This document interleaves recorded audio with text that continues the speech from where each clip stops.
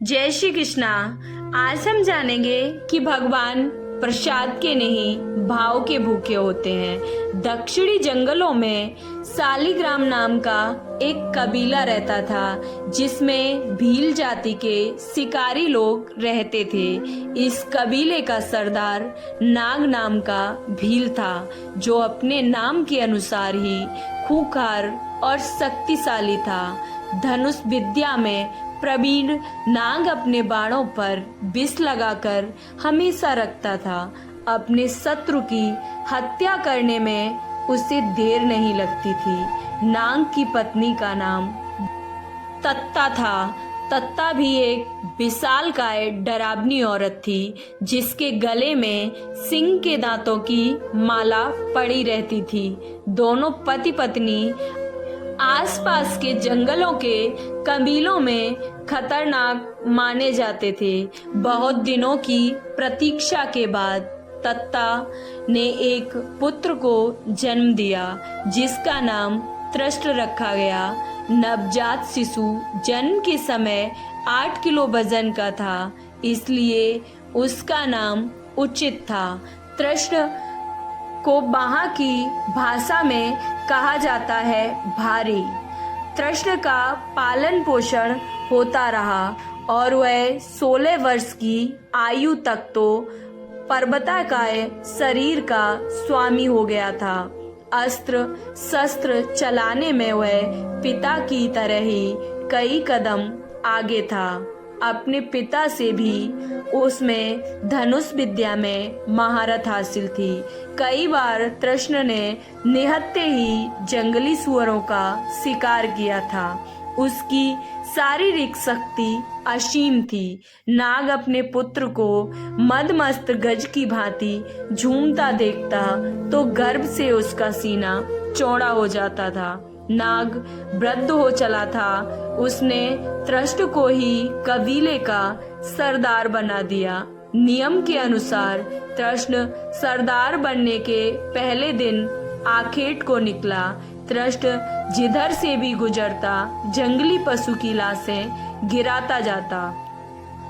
उसके 2 नौकर नाड़ और काड़ उसे उठाकर एक स्थान पर एकत्रित करते रहते। तृष्ण ने बहुत सारा मांस एकत्रित कर लिया था। उसे भूख लगी थी। भूख मिटाने को मांस तो बहुत था परंतु पानी नहीं था।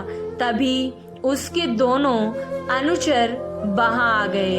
अब भूख लग रही थी, दिशा भ्रम भी हो गया था, परंतु वह करे भी क्या।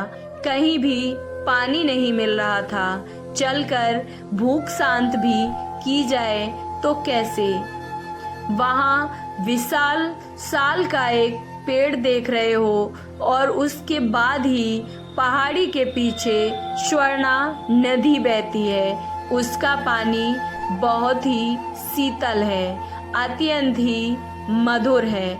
नाड़ ने उन्हें बताया वह पहाड़ी भी बहुत रमणीक है।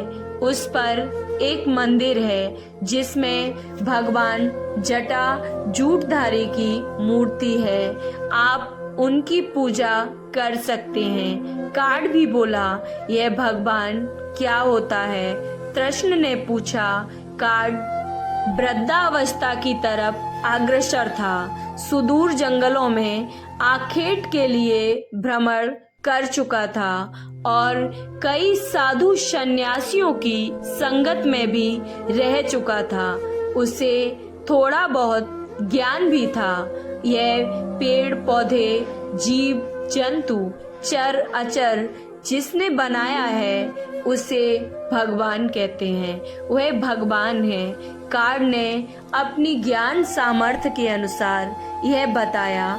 यह हवा कहाँ से आती है, जंगल कहाँ से आता है, यह सब कुछ भगवान की कृपा से ही संभव है। तृष्ण का किशोर मन उस नई जानकारी पर उत्सुक हो उठा। उसने काड़ से भगवान के बारे में और भी पूछा और भी जानना चाहा, यह भगवान कहाँ रहते हैं? मैं ऐसे व्यक्ति से मिलना चाहता हूँ, कैसे मिल सकता हूँ? वह तो कण कण में व्याप्त हैं, इन फूल पत्तियों में भी हैं, परंतु उनसे मिलने के लिए उनकी भक्ति करनी पड़ती है, पूजा करनी पड़ती है। मैं करूँगा। कृष्ण ने दृढ़ स्वर में बोला, मैं ऐसे व्यक्ति से मिलने के लिए कुछ भी कर सकता हूँ, जो कि बिना कुछ लिए इतना सब कुछ हम सबको देता है। तब तुम मंदिर में चलकर पूजा करो। कृष्ण के मन में प्रभु मिलन का बीज अब अंकुरित हो उठा था। उसके हृदय में भगवान की कृतज्ञता के लिए स्वाभाविक प्रेम उमड़ आया था। तीनों पहाड़ी पर चढ़ने लगे और ज्यों-ज्यों कृष्ण पहाड़ी पर चढ़ रहा था, उसकी भूख प्यास लुप्त होती जा रही थी। अंतर मन में एक अवर्णनीय उत्सुकता थी, आनंद भर रही थी। वे पहाड़ी के शिखर पर पहुंचकर मंदिर के सामने पहुंचे। महादेव की मूर्ति देखते ही कृष्ण अपनी सुध बुध भूल गया और भाव विलय होकर मूर्ति को अपने आलिंगन में भरकर रोने लगा। हे संसार को जल, वायु और प्राण देने वाले, वह भाव विभोर होकर बोला, तुम इतने महान होकर भी इस जंगल में अकेले रहते हो। मूर्ति के सिर पर कुछ पुष्प रखे थे। कृष्ण ने उन्हें पुष्पों को उठाकर फेंक दिया। यह किसकी दुष्टता है जो कि मेरे स्वामी के सिर पर फूल यहाँ किसने रखे? मैं अक्सर एक व्यक्ति को यहाँ आते जाते देखता हूँ। उसका सेवक नाट बोला। वह प्रातःकाल मंदिर आता है और इनके सिर पर शीतल जल डालकर फूल पत्तियां रखकर लंबा लेट जाता है, साथ ही कुछ बड़बड़ाता भी रहता है। जरूर वह कोई अघोरी है जो कि मेरे स्वामी को निमित्त बनाकर किसी स्वार्थ सिद्धि में लगा रहता है। कृष्ण बोला, इन्हें भोजन भी नहीं कराता होगा। मैं प्रतिदिन इन्हें ताजा मांस का अब भोजन कराऊंगा। वह भोजन लेने चल पड़ा, परंतु मंदिर से जाने को उसका मन नहीं कर रहा था। लेकिन फिर भी वह मंदिर से जाने लगा। वह बार बार लौटता और मूर्ति से लिपट जाता। भगवान, मन तो जाने का नहीं है, परंतु तुम्हें भूख लग रही है, इसलिए जाता हूँ। कृष्ण वहां से निकलकर पहाड़ी से नीचे उतर गया। नाड़ तो हतबुद्धि रह गया, जबकि काड़ कृष्ण की अवस्था समझ रहा था। हमारा सर्वनाश हो गया। नाड़ बोला, स्वामी पागल हो गए, सब तुम्हारे कारण ही ये हुआ है। अब बड़े स्वामी तुझे भून कर खा जाएंगे। काड़ ने कुछ न कुछ उसको कहा। वह उस निर्बुद्धि को क्या समझाता। कृष्ण अब वापस लौटा तो उसके दोनों हाथों में मांस था। उसने आते ही मांस भूना और उसे कई पत्तों पर रख दिया। फिर प्रत्येक पत्ते का मांस चखा कि कहीं कच्चा तो नहीं रह गया। तत्पश्चात संतुष्ट होकर भगवान को समर्पित किया। यह तो बिल्कुल ही पगला गया है। इतना सुगंधित मांस पत्थर को भेंट कर रहा है। हमारी भूख का इसे तो ख्याल भी नहीं है। नाड अप्रसन्न होकर यह बोला और बस यही सब सोचने में लगा हुआ था। कृष्ण मूर्ति के सामने बैठा भोजन करने का आग्रह कर रहा था। स्वामी, शाम होने आई, अब घर चलो, प्रतीक्षा हो रही होगी। नाड बोला, मैं नहीं जा सकता, रात्रि का समय जंगली जीवों के घूमने का है, मैं भगवान को अकेला नहीं छोड़ सकता, तुम जाओ। कार्ड ने अपनी मृत्यु तो निश्चित समझ ली थी। वह जानता था कि नाड क्रोध से बोला, तेरे कारण स्वामी की ऐसी हालत हो गई है। वह ऐसी बातें करने लगे, मैं अब बड़े स्वामी से कहकर तुझे दंड दिलवाऊंगा। अभी जाता हूँ, तू यहीं रुककर इस पागल के पास इसका ध्यान रख। नाग अब पहाड़ी से उतर गया। कार्ड भी विचार करने लगा कि निर्बुद्धि नाग जब नाग को बताएगा तो वह महासठ तनिक भी विचार किए बिना उसे मृत्युदंड दे देगा। अतः उसका वहां से भागना ही श्रेष्ठकर था। कृष्ण अकेला ही मंदिर में रह गया। रात्रि होने पर वह मंदिर के द्वार पर धनुष बाण लेकर भगवान की रक्षा में जुट गया। सारी रात जागते हुए उसने वहां पहरा दिया। उसका प्रेम अनंत था और अनंतता की ओर बढ़ता ही जा रहा था। प्रातःकाल होने पर कृष्ण अपने भगवान के लिए ताजा मांस लेने पहाड़ी से उतर गया। उसके जाने के कुछ क्षण बाद ही वह पुजारी वहां आ गया और जोर जोर से मंदिर में पूजा अर्चना करता था। मंदिर में मांस देखकर वह हतप्रभ रह गया। हे भगवान, यह दुष्ट था, यह भ्रष्टता किसने की? किसी जंगली शिकारी ने मंदिर को अपवित्र कर दिया। उस शिकारी को कोसते हुए पुजारी ने जैसे तैसे मंदिर साफ किया और स्वयं नदी में स्नान करके आया। तत्पश्चात अपने महामंत्रों की स्तुति से और वापस अपने घर लौट गया। कृष्ण वापस लौटा। उसने कई जानवरों का मांस इकट्ठा करके भूना था और उसमें शहद निचोड़कर लाया था। मंदिर में फिर वही फूल पत्ते देखकर वह क्रोधित हो गया। भगवान के आचमन के लिए वह मुंह में पानी भरकर लाया था, इस कारण बोल नहीं सकता था। उसने अपने पैरों से फूल पत्ते हटाए, फिर मुंह से पानी मूर्ति पर उड़ेल दिया। भगवान मेरी अनुपस्थिति में वह दुष्ट अघोरी आया था। किसी दिन मुझे मिला तो दंडित करूंगा। उसे लीजिए, आप भोग लगा लीजिए। आज मैं ताजा मांस में शहद भी निचोड़ कर लाया हूँ। कृष्ण बोला। इस तरह 5 दिन तक कृष्ण अपने भगवान के भोजन में दिन और रात रक्षक बनकर रात गुजारता रहता। उसे स्वयं तो खाने पीने की सुध भी नहीं थी। कृष्ण के माता पिता उसे ढूंढने निकल गए, क्योंकि जब वह वहां मंदिर पर आए तो वह कोई न कोई वहां मिला। न नाड ने कहा कि अवश्य वह कार्ड उसे बहलाकर कहीं ले गया होगा।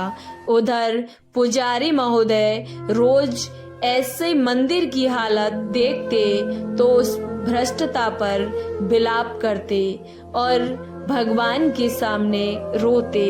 मंदिर साफ करते, पूजा करते और लौट जाते। यह भगवान की ही लीला थी कि कभी पुजारी तो कभी कृष्ण का कभी भी एक दूसरे से सामना नहीं हुआ। संभवतः कृष्ण की उग्र प्रवृत्ति से पुजारी का कोई अहित हो जाता। जब पुजारी उस भ्रष्टाचार पर कृष्ण को गालियां देने लगा तो एक रात स्वप्न में उसे देवादिदेव महादेव ने दर्शन दिए। हे मेरे भक्त, तुम जिसे अब शब्द कह रहे हो उसे नहीं जानते। वह मेरा परम भक्त है।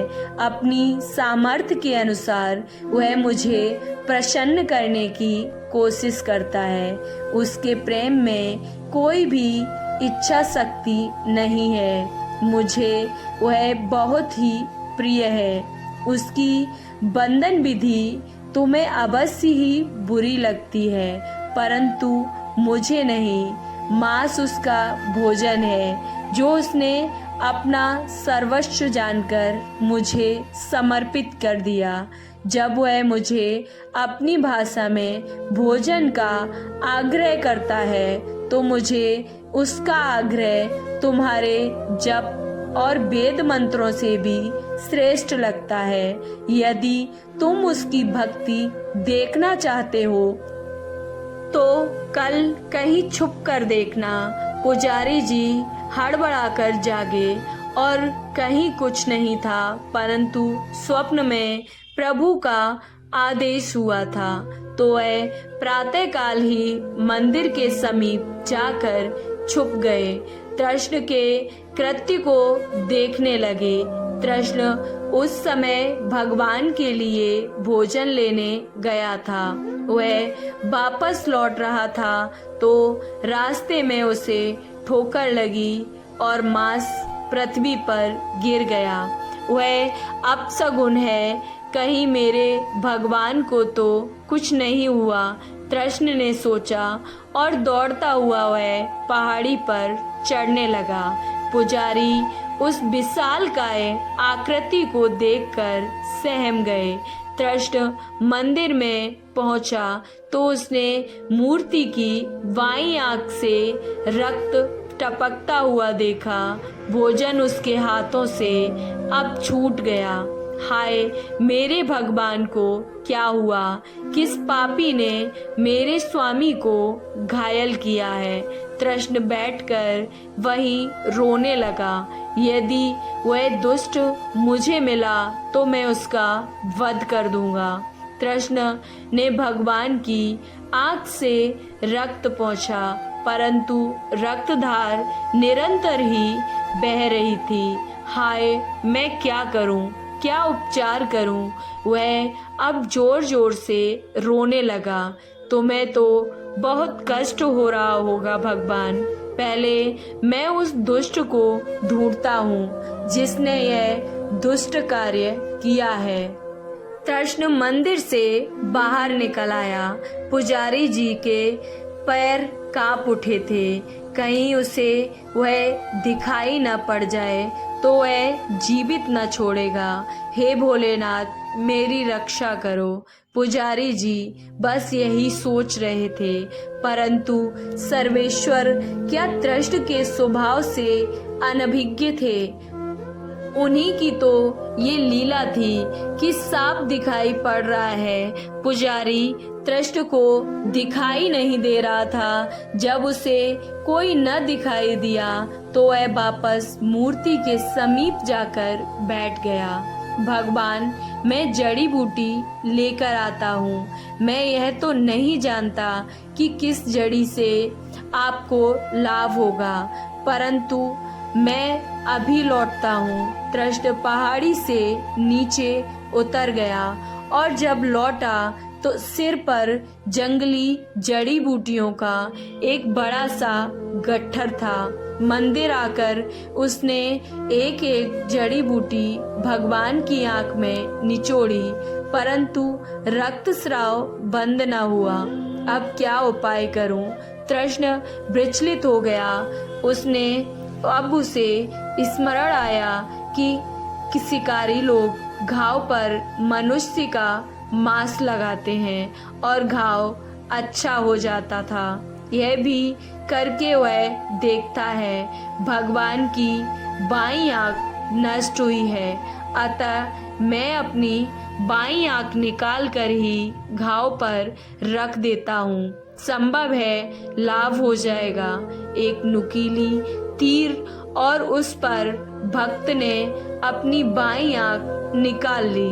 स्वयं की आंख से रक्त धारा फूट पड़ी, परंतु चिंता नहीं, आंख हथेली पर रखकर भगवान की आंख पर रखी और दबाई।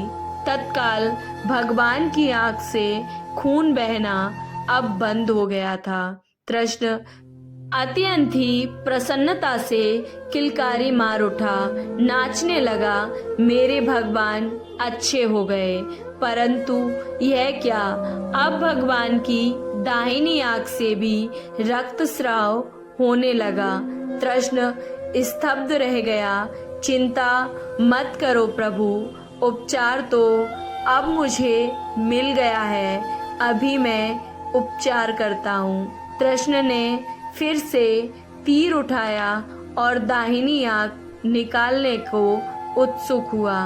तभी मूर्ति से साक्षात श्री देवादिदेव महादेव वहां प्रकट हुए और कृष्ण का हाथ पकड़ लिया। देवलोक में भी कृष्ण की ऐसी भक्ति पर उसका यशोगान होने लगा था।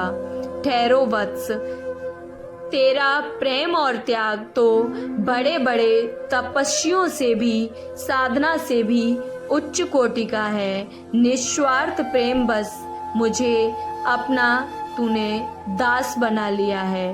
तेरी कोई भी इच्छा तेरे हृदय में नहीं थी, अतः मैं तुझे समस्त दिव्य ज्ञानों का वरदान देता हूँ। तेरे हृदय में मेरे प्रति जितने भी प्रश्न हैं, सबका उत्तर तुझे स्वयं ही मिल जाएगा। कैलाशपति ने भाव विलय होकर कहा। कृष्ण को उसी क्षण आत्मज्ञान हो गया। उसके दिव्य ज्ञान चक्षु वास्तविकता को चलचित्र की तरह देख रहे थे। वह भाव में डूब गया और अपने आराध्य के चरणों में नतमस्तक हो गया। दूर छुपा पुजारी उस अविश्वसनीय दृश्य का साक्षी बना और उसने ऐसे भक्त वत्सल भगवान और महान भक्त का एक साथ साक्षात्कार किया करके अपने जीवन को कृतज्ञ किया। आपको ये कहानी कैसी लगी? अच्छी लगी तो कमेंट बॉक्स में ओम नमः शिवाय जरूर लिखें। वीडियो को लाइक, चैनल को सब्सक्राइब करना ना भूलें। ओम शिव हरि।